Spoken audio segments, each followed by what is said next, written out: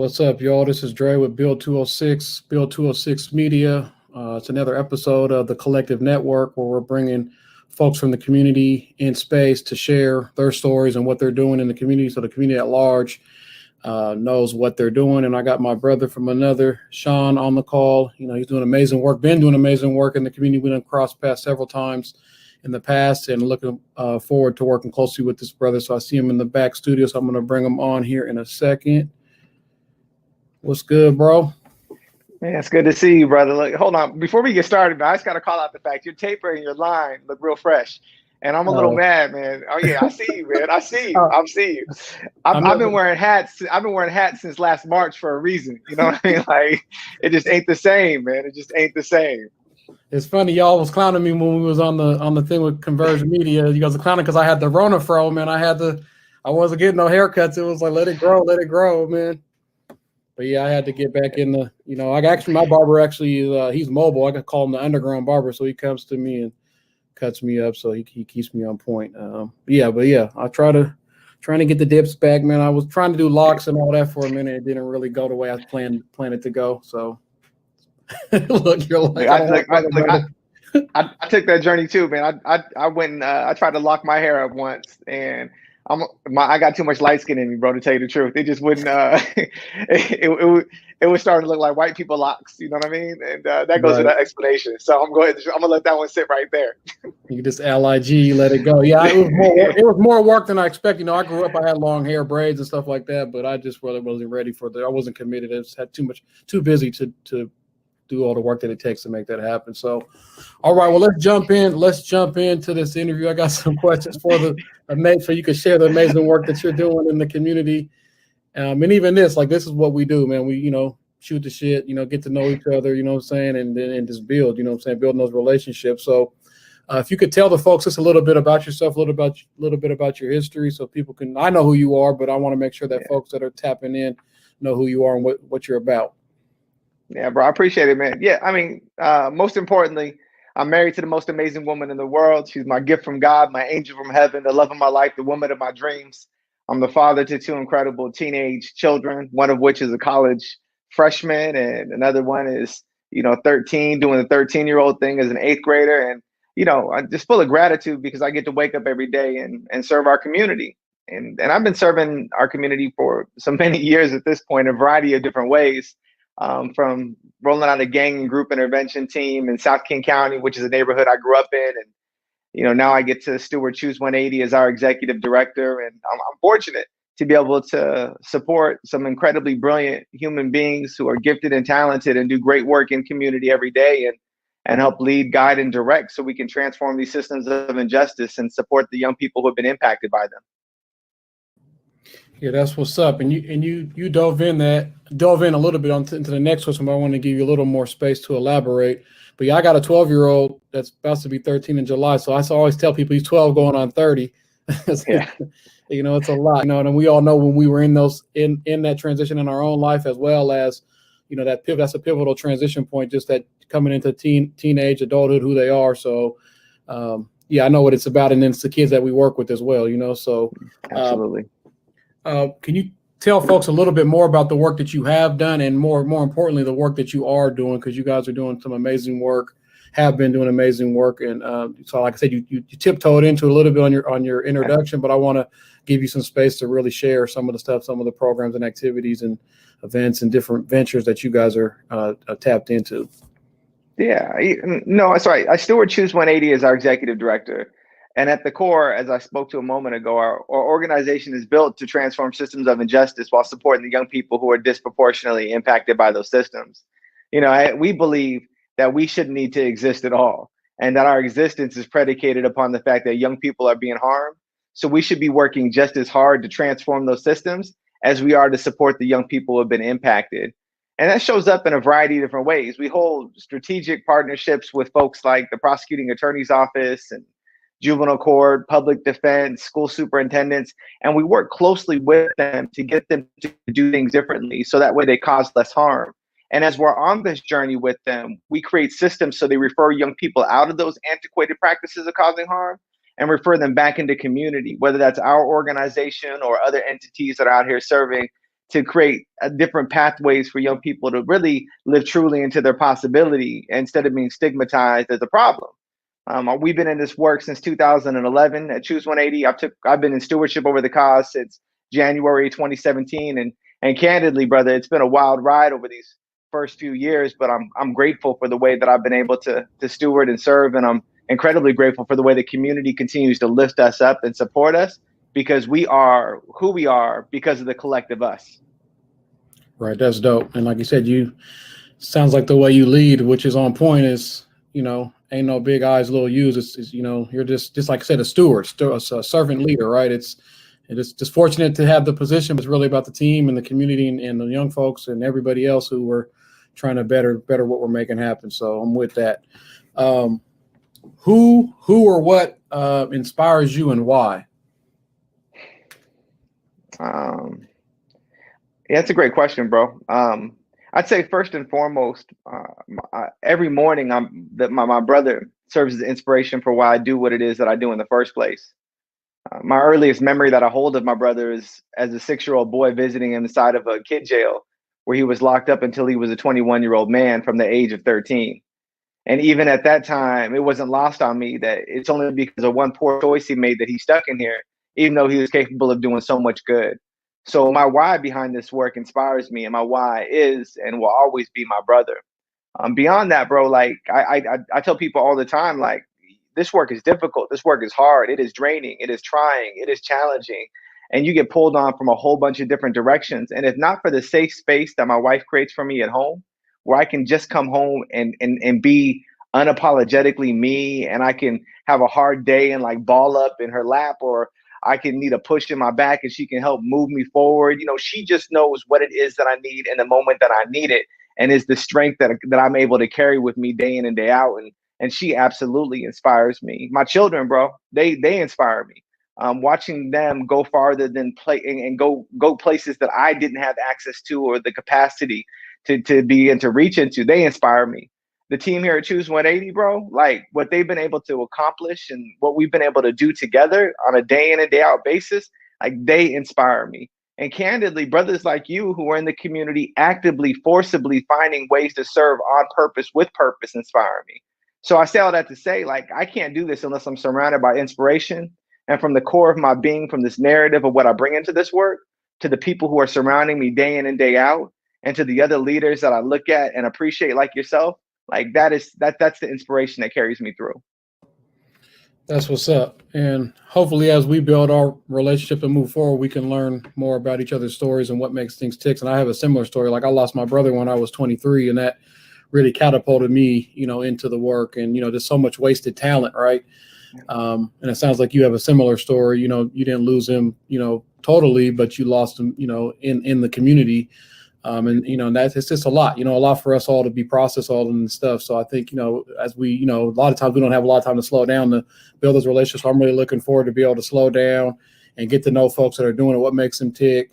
And just, space for us to just really share, because we just, like I said, we just don't have enough of that. And we're going to dive into that a little bit later. And this question that I'm about to ask you next is kind of it's a loaded question because there's been so much going on over this last year. So, and you can go whatever direction you want. Like, you could talk about the crazy election cycle. You could talk about, the these are not even new protests, because we've been protesting since we've been here. It's just been, they said the revolution isn't going to be televised, but actually it is. So yeah. I think, it's been going on. You could talk about, the pandemic, you could talk about the pandemic of gun violence. You could talk about whatever you want, but what do you think about what's been going on over the past year or during this time, just during this time in general? So like I said, that's kind of a loaded question because there's so much you could talk about. So I'll let you kind of just go wherever you want to go with it. Yeah, Drake, I think about this regularly, bro. And, it ain't nothing new under the sun. Like, everything that is, has been, and everything that will be has already happened. The question is what have we learned on this journey that allows the outcome to eventually become different? I think a lot about this in the context of how we're journeying this thing called life, and how we journey together towards this place called justice. And I call justice a destination. Often when something happens, we hear people screaming, "We want justice, we want justice." But what they're really saying is we want judgment. because what they want in that moment is something fixed, something that's finite, something that it has a predictable end. Like, this is it, we're done. Like, justice in and of itself is a pursuit of becoming more just, which means it has to be constant, and you can't ever arrive there because we're never completely just, right? So as we're on this journey towards justice, what I've really been ruminating on is like it feels so far less linear, where we have this starting point and this ending point that's in sight. Because when I think about the conversations that we're having in the 60s, and now the conversations that we're having in 2021, and the disproportionality that was in the 60s, and the disproportionality that's here in 2021, like, it's really the same things that we're talking about. So really, what are we doing? And so I kind of fixed in my mind this thought process that speaks to this moment that's now, brother. And for me, it's less of this journey that's like linear and more of these concentric circles, right? Where justice is in the middle. And if we do this right, we get closer and closer to what justice is, and we become more just, which means it's easier for us to make this journey and travel with one another because we're closer to the core of who it is and where it is we should be. And so as I find myself grounded in the season, I'm looking around like, tell me something I don't know. When we were talking in the beginning of the pandemic, they were talking about uncertain times. I'm like, well, I've been in uncertain times for pretty much the majority of my life. I know what uncertainty is. When they're talking about police violence, I've been privy to police violence for as long as I've been privy to police. So if none of this is new, then what's the point of it all? My hope is that we begin to learn how to respond differently in these moments that are familiar, so we can begin to get to a place that's more just and make this journey easier and less laborious for the future generations that are going to have to travel this cycle behind us. Because this life thing is a cycle, bro. One after the next, after the next. The best we can do is make it easier for the person who's leading the next rotation around this sun. Yeah, that's on point, because ain't nothing new under the sun, right? It's just wash, rinse, and repeat. And that's why I said, like, we've been, since we got here, we've been fighting and struggling and, pushing back. It just, those aren't the stories that are in the history books. You know what I'm saying? So now we got, with social media, we got other opportunities to really write the story. And realistically, like you said, I mean, these systems are working the way they're supposed to be working. That's why reform really doesn't work. We really got to blow things up and start over, Absolutely. Because the reform hasn't worked. It hasn't moved the needle. It hasn't changed anything. It just, keeps things in place. And I was talking to a few people about like this, the way the funding and stuff is. It's all about funding broken people, and people aren't the problem. It's the systems that we're trying to plug people into that are the issues, Yeah. Well, I mean, bro, you're into classic cars, right? I see your social media. And so, when you got a classic car, at a certain point, it's fun to drive, but like the gas mileage on that joint ain't what it needs to be when gas is like, almost 4 something a gallon, right? Right. And so it's fun to bring out every once in a while, but it's not the most efficient way to get around. And, these systems are antiquated like some classic cars, and we continue to refurbish them over and over again. But there's so much new technology out here that makes it easier, not just on the vehicle, but also on the environment, to be able to travel these roads in new ways. And we have to be able to be progressive in our thinking and stop being so reliant upon what was. I tell people all the time, man, the reason why so many of these systems exist isn't because of politicians. It's not because of like police officers or prosecutors or judges. These systems exist in the way they do because we're afraid of each other. And fear creates the need to activate these systems that then only perpetuate the fear that we felt in the first place by virtue of their existence. And so I hope we get to a place as we continue to journey together where we see our humanity first. And by seeing our humanity, we're able to de-escalate that fear and really lean into the possibility of seeing each other as fully healed and whole. Right. And yeah, it's just a recycle, right? You just keep doing the same things over and over and over. And really, like, power to the people, right? The people really want to change things, and that's who everybody works for. You know what I'm saying? And we've seen something shift for a second. Now things are starting to shift back just locally, like some of the conversations were shifting. Now things are kind of coming back to center or kind of back to business as usual. But the people have the power. Once people really understand that, then that's when things actually will change. Until then, like you said, if we're living in fear and hoping that these systems are going to work the way they're supposed to work, it's like I said, it's like an old school car. You're just going to keep dumping money into that. You keep dumping money into. It's nice to ride around in, but it ain't really, like you said, it's time to get a Tesla, man. It's time to go electric. It's time, it's time to get at least get a Prius, where you're getting 50 miles per gallon. The minimum, it may not be the best looking car, but at least that joint's going to get you 50 miles per gallon, right? If you want to be the most efficient that you can, right? Come on, man. I got that Prius. I drive that Prius, bro. When I went to the car lot, I wanted to charge her. My wife sent me home with a Prius. She's the smart one in the family. I was like, ooh, this look nice sitting on some wheels. And then she had to remind me that I'm not 20 something anymore and we got a mortgage. So I got a Prius.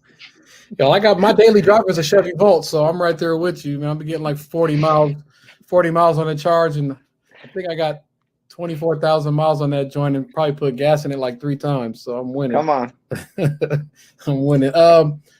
What have you, speaking of that, like this, everything that's going on and what we, been talking about, what have you done during this time, to take care of yourself? It's not supposed to be funny, but it is though. I tell you, some of my guilty pleasures are like video games, right? Like I'm on that PS5, and so sometimes I like zone out to that PS5. Spending time with the kids, man, making sure that I prioritize family time, all that's really helpful. I think like running for me is always a saving grace, like being able to get out and put in some miles. Helps me clear my head, helps me exercise my body, help me work off these cookies that I love to eat. You know what I mean? Like running is super therapeutic for me. I tell people all the time, it is like a mental exercise with physical benefits. So yeah, I'd say my video games, man, I love to hit the sticks. Running and my family has been what's kept me in balance in this really challenging season that we're in. But I will be a liar to tell you like that I'm really, really good at it. I think I'm mediocre at best. But like, it's a growth area for me, and I'm actively looking for different ways to be able to stretch into healing in those areas.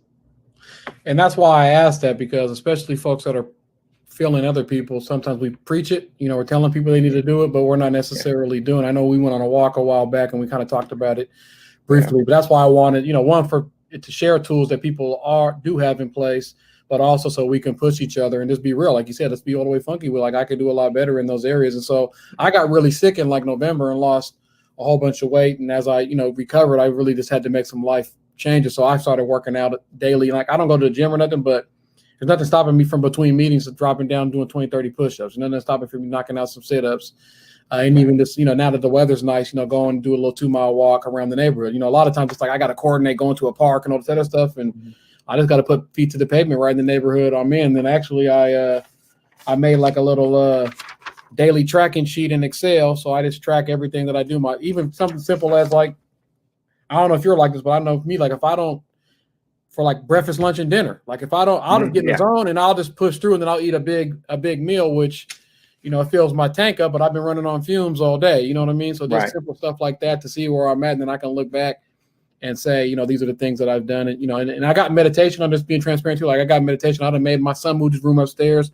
So I made this whole little self-care room, but I don't use it like I really should. I got hella zeros on minutes on certain days for meditation. I mean, I put my little meditation music on at bed, but that's really going to sleep. That's different than really meditating. So I think, as we continue to grow, I think we just need to push each other. And I'm going to ask you to check in on me, ask me how I'm doing with my self-care, and I'll commit to doing the same with you. Because if we don't check on each other and hold each other accountable in those spaces, it don't really matter. It don't matter on everything else, because we're going to expire before anything else really can happen. So, what advice would you give someone looking to get into community work? I know you've been doing this for a long time and seen a lot of people come and go, and what advice would you give? Because a lot of people are interested in this line. As we saw it over the last year, people are getting activated. So what advice would you give somebody looking to get into the community work? Yeah, I think the best advice is don't let your work cover up your brokenness. A lot of people get into community work to exercise their demons, to make up for past ills, or to be able to serve their way through their pain. And like the self work still needs to be done. Like healing and being on a healing journey is what really makes you transformative in your leadership in community and in your stewardship over others. And so I really encourage folks primarily, like really do the self work while you're supporting others. It has to be both and. which is, speaks to what it is that we were just talking about. Primary, like super important. Do that. Second, like find some place to follow before you find some place to lead. I think that there's so many of the life lessons that I learned and that I'm able to lean into as I've stewarded this cause are as a result of people who I followed behind. Some people who I didn't really appreciate their leadership style. Some people I did. Some people I learned what to do. Some people I learned what not to do. But I learned so much in submitting to someone else's vision about what it means to hold vision and execute on it for yourself. And I think that there's a generation of folks that are coming up underneath this, Dre, that have a really hard time submitting to someone else's vision and following behind for a period of time to like learn. Kind of like an old school apprentice kind of situation, right? But not like in like the electrical fields or the trades, but like in the social service space, right? Like who's somebody you can sit up under and just really soak up the game and learn from in order to be able to go out and do what it is that you feel most passionately about. So two things I'd offer, right? Continue your healing journey as you serve. Don't let your service be a band-aid for your brokenness. And find somebody to follow that you can believe in, or somebody who's leading something that gets you excited, and learn from their leadership before you go and lead on your own. Because we all need to be lifelong learners. And man, for me, lived experience has been the greatest teacher. Yeah, that's what's up. My guy JP says sometimes the action can be distraction. And that's what you're saying is basically like if you're so worried about trying to go out and fix people, when we're all broken, we all got areas that we need to improve. You know what I'm saying? So it's like you also got to do that simultaneously and don't try to use this as a way to make amends for things that you've done or things that you haven't really healed from or moved on from, right? And then what else you said also is critical is, you got to know how to follow the lead, right? Like, even if you're, like you said, you even brought up critical, like, cause sometimes I've read that resonated with me. Sometimes you're following people, you still got to follow, even though you may not get along with, you may not agree with their vision, and you may give them feedback. It may be a difficult situation, but you're still learning as you go. You're learning how, okay, I'm not going to move like this. I'm not going to do this. I'm not going to do that or whatever. So I think that's good, solid, real advice. You know what I'm saying? And then in life lessons, like the most, that's the resume right there is everything you've been through in life. You know what I mean? So, and what I would add is this passion, like do something that you're passionate about, like tap in. There's so many people doing so much good stuff out here. Tap in with, there's a lot of amazing people, individuals, organizations.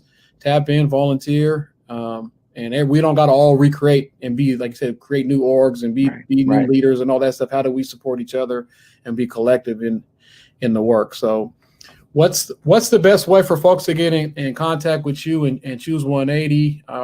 We got the stuff in the description of the episode, but we know people taking information different ways. So I want to give you an opportunity to kind of share some ways that people can get in contact with you and your team.